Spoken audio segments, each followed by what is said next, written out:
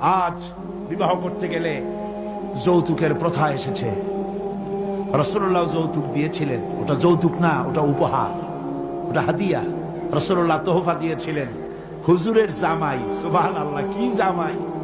এক জামাই তো জিন্নুর আইন, যাকে ফেরেশতারা পর্যন্ত লজ্জা করতো যারে দেখে, হযরত উসমান রাদিয়াল্লাহু তাআলা আনহু। আরেকজন হযরত আলী কাররামাল্লাহু ওয়াজহাহু। হযরত আলী, যার সম্পর্কে রাসূল পাক সাল্লাল্লাহু আলাইহি ওয়াসাল্লাম যাকে কত সম্মান দিয়েছেন, কত মর্যাদা দিয়েছেন, এই হলো হযরত আলী হুজুরের জামাই। আনা মাদিনাতুল ইলম ওয়া আলিয়ুম বাবুহা, আমি হলাম জ্ঞানের রাজ্য, আর আলী হলো সেই রাজ্যে প্রবেশের দরজা। সুবহানাল্লাহ।